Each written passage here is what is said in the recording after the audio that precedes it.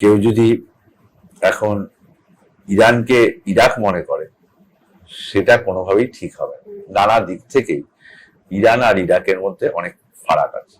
এক, বাগদাদের পতনের পর সাদ্দাম সেনাবাহিনী ভেঙে দিয়েছে, আত্মগোপনে চলে গেছিলেন,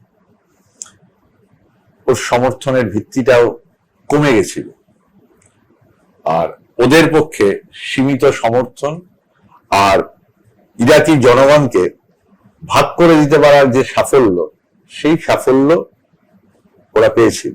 ফলে ইরাকি জনগণ যৌথভাবে প্রতিরোধ করতে পারেনি।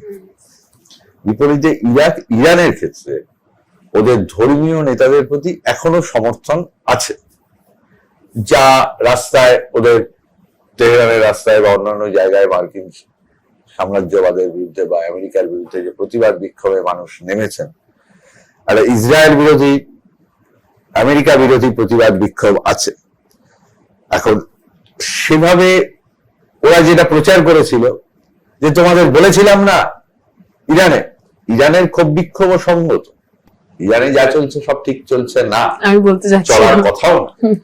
ইরানে যা চলছে তার প্রশ্নে আমাদেরও কিন্তু আমরা কখনোই আমাদের মানসিকতা বা ভারতেরও মানসিকতা, আমরা কখনোই এভাবে হস্তক্ষেপে বাংলাদেশে ঢাকার এক সাংবাদিকের তখন ঢাকার ইলেকশনের সময় আমায় জিজ্ঞেস করেছিল যে আপনাদের অভিমত।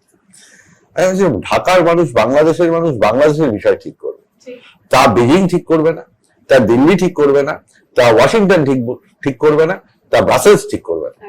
ঢাকার বিষয় ঠিক করবে ঢাকার মানুষ, বাংলাদেশের মানুষ।